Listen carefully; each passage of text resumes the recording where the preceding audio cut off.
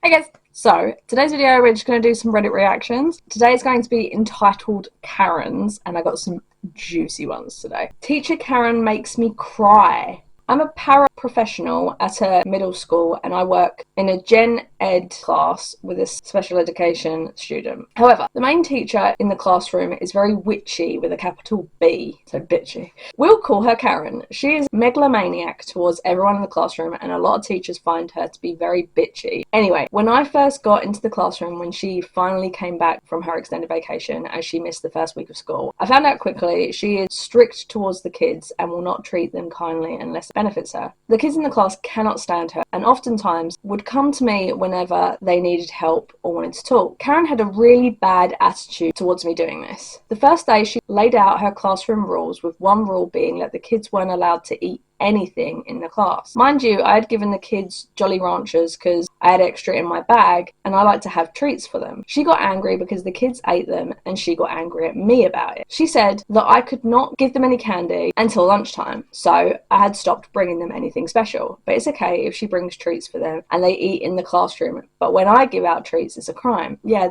that's hypocritical. My kids from last year that I worked with would pop by the classroom, and when I wasn't busy, I'd get up and check on them because the kids are transitioning from elementary to middle school. And since I'm a familiar face and a person they know they could talk to, they'll stop by if they need a pep talk or need someone to vent to. Karen didn't like it, but the kids didn't interrupt her class or her instruction at all. She has an issue with me not giving my attention 100% on my student despite my student not needing anything and I'm right outside the door. She also didn't like how I'd go ask for help from the other teachers in the school if I didn't know anything and she didn't have the answer. What? Like, I had no idea where to find the technology room to get a cord for a printer, and she got upset and said, I don't need any help from anyone, and you don't need to go ask for help. Well, if neither of you know the answer, I'm like, okay, that's kind of stupid. I'll be a sitting duck if I don't know where to go or find things if we need it for the classroom. I am normally outside the room for 10 to 15 minutes only after I let my student know I'm stepping out and for him to get help from Karen while I'm away. During my breaks, I'll go to another classroom across the hallway to visit with a teacher who has been helping me since I got to this school, and I'll vent to her or we talk about some things that aren't school related. Karen, who is the main teacher in the classroom I work with, gets an attitude and she wants me to stay in the classroom and not speak to fellow teachers or vent to them when I get overwhelmed. This is screaming narcissism. It's the fact that she feels like she's out of her control. That's really fucking weird. Like, she's acting like she's a student when she's a fellow teacher. And the biggest thing is that she has an issue with me helping other kids in the room. We have a few kids who cannot read well or have behavioural problems. I don't treat kids badly if they misbehave. I speak with them and try to curb it. I also make bets with them using a treat to get them to behave for the whole week or 2 weeks. They usually try to win the bet and they don't misbehave. But Karen has an issue with that, as she believes that being strict with them and mistreating them is the best way to get them to follow her instructions. Well, clearly not. Clearly the OP writing the story is having a lot more luck because she's trying different things and it's clearly working. Like, some people just think that kids need to be punished when they misbehave, and sometimes it's because there's shit going on at home that you don't know about. They could be being bullied by family members, they could be being abused, they could be, a death in the family or something. They could be money trouble and they feel like comparing themselves to everyone else because everyone else has got like these expensive items. It could be anything. She recently embarrassed one of the students in front of the whole class, pointing out that he couldn't read. Yet, see, that's the kind of bullying I'm talking about. I wouldn't say I didn't like it, but I kept quiet because she's very scary and will get angry if I say anything she doesn't want to hear. Today, she made me cry because I finally had enough of being left alone in the classroom while she went on her break from 1:41 to 2:30. That's very specific. And the kids will misbehave, but the rule for me is that I cannot be in the classroom alone with them without a licensed teacher. So I had the caseworker who works with my student email her, and she called me into the hallway after I went across the hall to the teacher that I went to's room. The 8th grade girls in the room had asked me to help them decide on something after I finished venting, and I helped them with the issue, but Karen, that I work with, waited outside the room for me to come out of the room, and she confronted me in the hallway. She was so rude, nasty, condescending towards me, even though I once again is afraid of her and her reaction to anything not following what she thinks is right. She also said that I had my phone out when in fact I had just pulled it out to help the 8th grade girls decide on an issue since their Chromebooks weren't working. So I told her that I'd quit. Why I said I'd quit? She made rules that she wants me to follow because she doesn't like that I am not letting her megalomaniacal attitude and personality rule over me. Rules she said I'd have to follow. 1. I cannot go to another classroom to vent when I need a break. 2. I am not allowed to leave the room at all unless I take my student with me. Mind you, the district downtown told me that I don't have to pull him out of class if I need to run an errand in the building. Also, what if you need the toilet? 3. I cannot speak to any kids from the other grades. She doesn't want them to come to the door even if they need help or pep talk, so you don't want other teachers to help students. It's fucking weird. How are you not reporting her to the head teacher? That's what I don't understand. 4. I cannot help certain students because she feels like I am not giving attention to my student, when in fact I give him a lot of attention. She named off the kids who I was giving attention to, and she slipped up and said my student's name, which I did point out, and she said I should give him more attention. I just don't hover over him like he's a baby. She actually went in and told the whole class that I did, and then she turned around and got mad at me when I came back into the room, and she accused me of telling the kids I quit. Mind you, the kids told me that she told them this. So when the kids were going to recess, I went to say goodbye to a teacher who was leaving for a new job, and she demanded to know why I was going in the classroom and watched me until the teacher opened the door and let me in. The other teachers who heard her yell at me about it told me to fill out an incident report about her. So I am dealing with a megalomaniac who seems to want everything to be what she wants it to be, and it sucks so much because I work so hard every day and I try to be helpful where I can be, or try to get help if I need it. Yeah, no, this is narcissism. I'm not saying all teachers are narcissists, but I'm saying like teachers like this, the reason they go into roles like that is because they want to be in charge of people. They want to be able to tell people what to do. A lot of Karens find their way into roles like this. I will never forget a manager I had. I remember them being so rude, condescending. They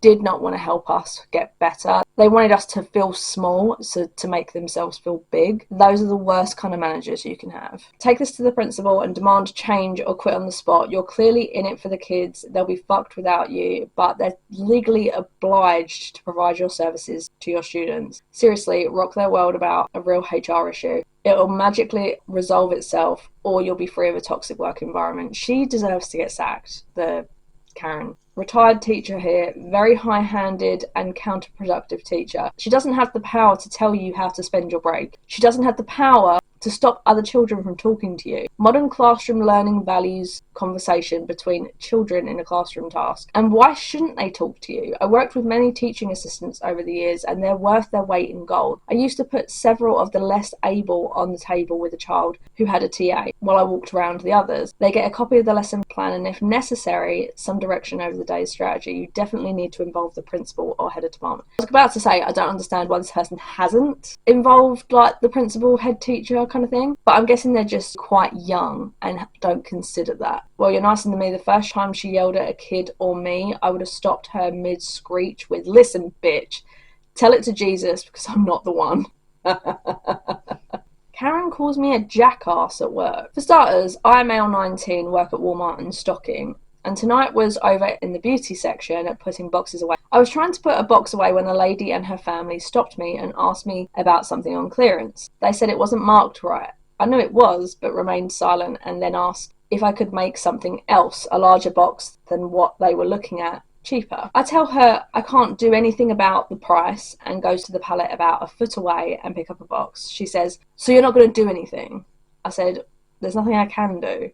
And the lady said, "There's nothing you want to do." And I just repeated what I said previously. Then a co-worker walked past, asked what's up. The customer said, "He doesn't want to help us." My co-worker just gave me a "the fuck" look. I went to go stock the items. Afterwards, I was near them putting away some shampoo, and I heard her talking to her husband. She noticed I was nearby, and she said, while looking at me and raising her voice, "No, he's a jackass." I got up and looked at her with a good old retail smile and said, "Actually, miss, my name isn't Jack, it's Josh." And then walked back to get another box. I heard her say as I went, "Well, Jack would be better. I thought that was it until it came to leave. And of course I passed by her on the way out. And once outside she said, well, we're outside now, anything you want to say? I simply replied, have a nice day, and walked off. She shouted and called me an asshole. And I just said, I'm a bigger person, and moving on.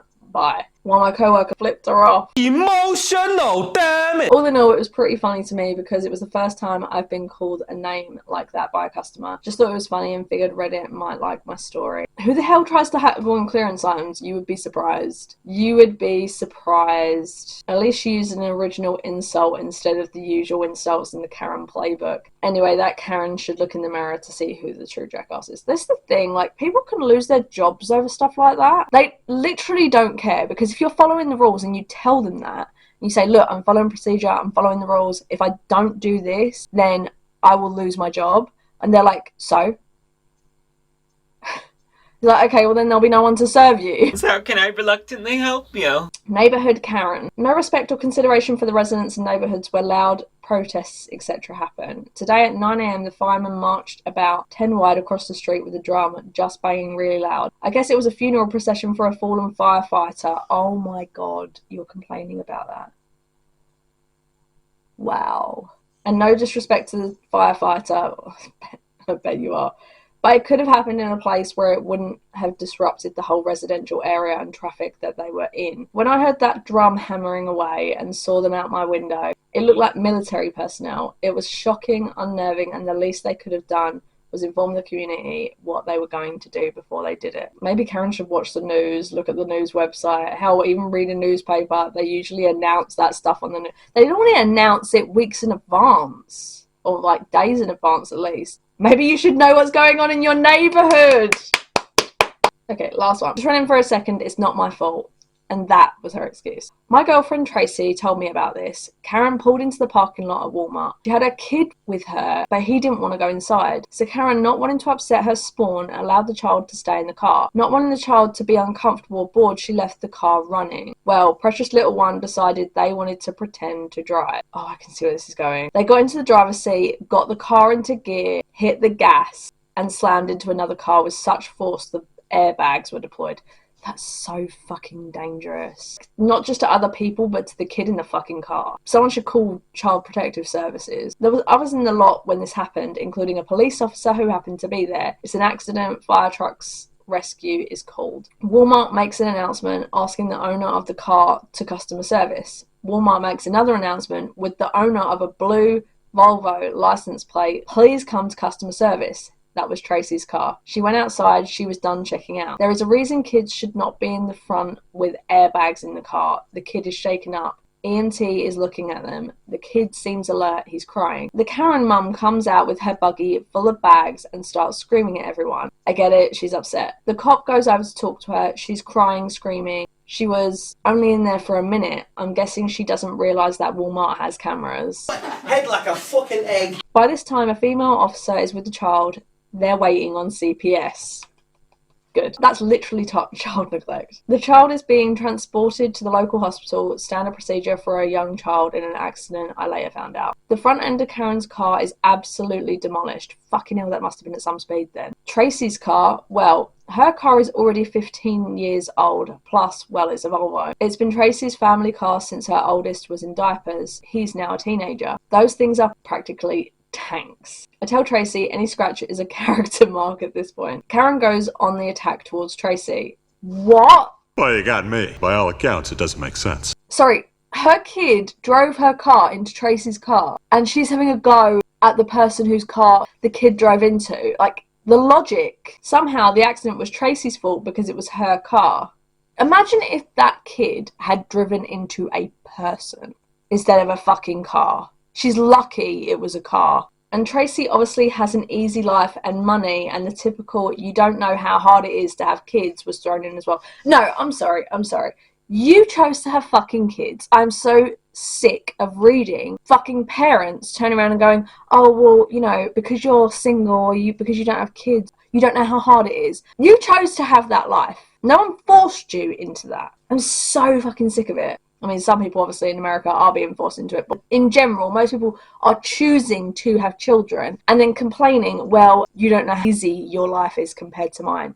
Bitch, you don't know how fucking easy my life is. You don't know how hard my life is. Shut your face. Karen, in typical Karen fashion, threatening to sue. Sue for what? If anything, Tracy should be suing her. The cops saw this entire exchange. Again, I don't think Karen realised that Walmart has cameras in the parking lot as well.